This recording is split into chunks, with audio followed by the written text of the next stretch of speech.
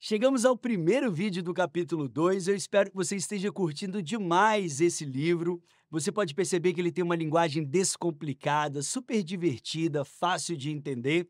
E aí a gente lança alguns recursos digitais aqui no meio para que a gente possa trocar um pouquinho de conhecimento, eu e você que está aí me assistindo nesse momento. Bom, esse capítulo 2 ele vai falar um pouco do contexto histórico da nanotecnologia. Vocês podem ter observado, ele começa explicando um pouquinho sobre essa revolução, ele vai falar sobre as 4 revoluções industriais e mostrar aí que a nanotecnologia está na vanguarda da pesquisa científica e é considerada a última fronteira da ciência. Bom, nesse momento você já deve ter lido um pouquinho a respeito de Richard Feynman, esse cara incrível, um físico eh, que é conhecido como um orador magnético. É um cara que encantava plateias, é um cara que tinha uma oratória extraordinária e por isso que ele precisa ser citado e jamais eu deixaria de colocar algum conteúdo sobre Richard Feynman dentro deste livro. Eu estou até aqui com um livro super legal que conta um pouquinho sobre os melhores textos de Richard Feynman, é um livro publicado pela editora Blucher. Eu estava lendo ele aqui e separei um trechinho bem interessante que ele fala o seguinte: por isso que cientistas persistem na investigação. Nós lutamos com tanto desespero atrás de cada fiapo de conhecimento. Viramos noite em busca de respostas de um problema. Escalamos os obstáculos mais íngremes até o próximo fragmento de compreensão, até chegar finalmente aquele momento jubiloso e barato da descoberta, que faz parte do prazer de descobrir as coisas. Feynman era brilhante e nesse primeiro vídeo do capítulo 2 nós vamos contar um pouquinho sobre a palestra de 1959, onde ele desafiou o público com a possibilidade de pensar e armazenar todo o conteúdo da enciclopédia britânica no espaço de uma cabeça de um alfinete. Foi exatamente com esse desafio, com essa proposta, que Feynman mostrou que seria possível no futuro próximo estudar coisas e objetos tão pequenos. Mas sua pergunta que te trouxe nesse vídeo é exatamente essa que você acabou de ler aí no livro. Letras com dimensões nanométricas. Como construir? Essa pergunta eu coloquei de propósito para abrir esse vídeo, para que a gente possa trazer um pouquinho mais para a sua realidade. Para você ter uma visão muito clara sobre o impacto da palestra de Feynman em 1959, é que ele apresentou uma visão tecnológica de miniaturização extrema muitos anos antes da palavra chip fazer parte do nosso vocabulário. Por isso que eu preciso explicar como que Feynman foi espetacular em 1959 nessa palestra, usando essa pergunta: como construir letras com dimensão nanométrica? Bom, deixa eu explicar um pouquinho primeiro para vocês.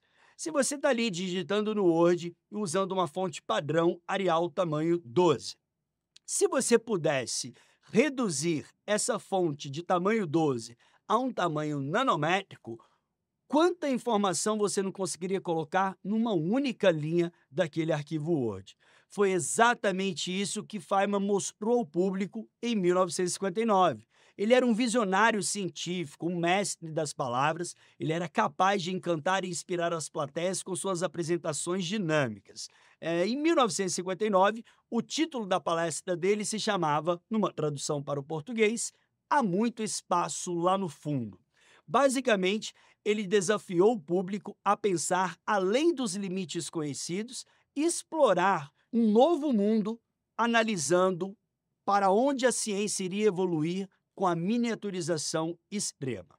Para quem não sabe, Richard Feynman nasceu em 1918 e se destacou como um dos físicos mais influentes do século XX, recebendo o Prêmio Nobel de Física em 1965 pelos estudos sobre eletrodinâmica quântica. Com sua mente curiosa e um talento excepcional para a comunicação, ele desvendou conceitos complexos da física de maneira envolvente e acessível. Tem um pouquinho de Feynman aqui nesse que vos fala. É claro, para a gente explicar a ciência, nós precisamos falar de maneira envolvente, simples, didática e acessível. Bom, em 1959, quando Feynman proferiu a palestra lá no auditório do Instituto Caltech, do Instituto de Tecnologia da Califórnia, conhecida popularmente como Caltech, ele sugeriu a manipulação de átomos como forma de construir novos materiais. Só para trazer um exemplo, se você gosta de Lego, assim como eu, todos nós que brincamos de Legos estamos brincando um pouco de Richard Feynman. Vou explicar para você. Quando você pega cada peça de Lego, se você considerar que cada peça de Lego é um átomo, quando você vai construindo essas estruturas, você vai criando estruturas complexas, átomo a átomo, Lego por Lego. É exatamente isso que Richard Feynman tentou explicar em 1959. Por isso que a palestra dele é considerado como o ponto inicial da nanociência e da nanotecnologia.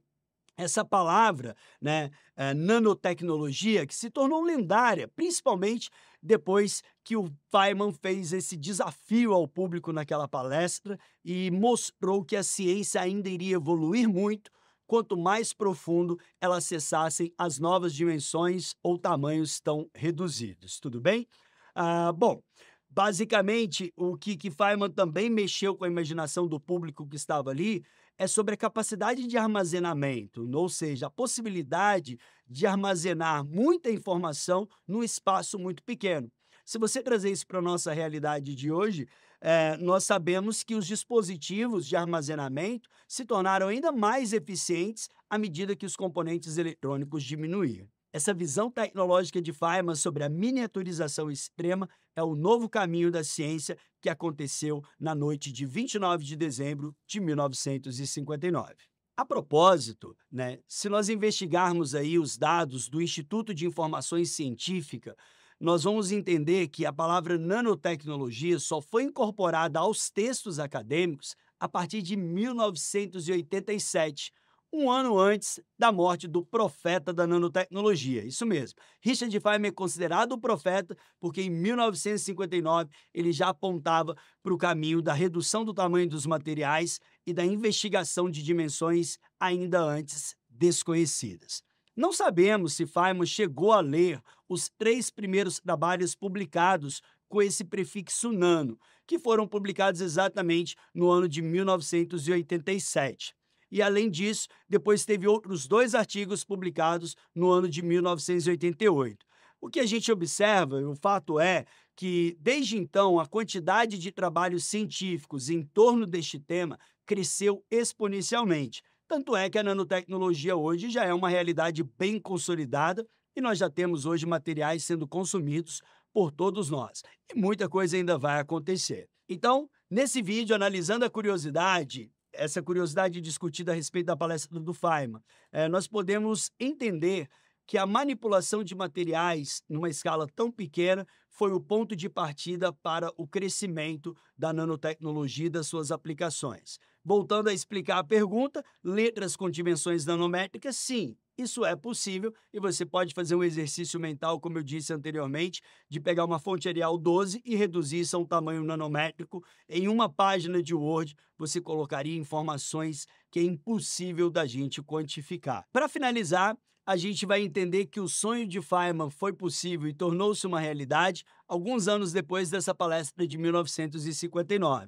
Foi exatamente no ano de 1980, no laboratório da IBM em Zurique, na Suíça, que 2 cientistas, 2 engenheiros, criaram um microscópio de tunelamento.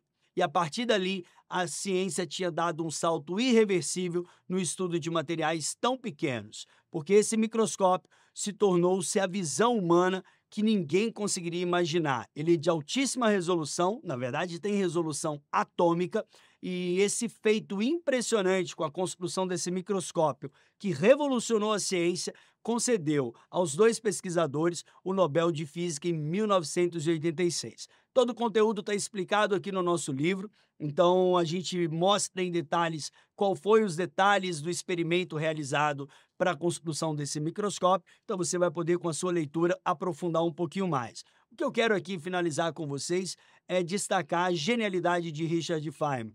Ele é atribuído a ele como o profeta da nanotecnologia, porque a incrível visão que Feynman teve sobre a miniaturização e a manipulação de materiais em escalas nanométricas prenunciava o futuro dos dispositivos eletrônicos que hoje conhecemos como chips. Ou seja, toda essa visão de Feynman abriu um caminho novo para a investigação de dimensões muito pequenas. Basicamente, Feynman estava apontando para a comunidade científica a possibilidade de explorar novas dimensões. Embora esse cenário parecesse algo como uma ficção científica que saiu dos livros, a visão de Feynman e as suas ideias revolucionárias sobre miniaturização impulsionaram pesquisas e avanços tecnológicos que hoje nos permitem armazenar enorme quantidade de dados e informações em dispositivos cada vez menores. Portanto, pessoal, eu quero me despedir nesse vídeo dizendo que o legado de Feynman vive não apenas de suas descobertas, mas também da sua maneira como mostrou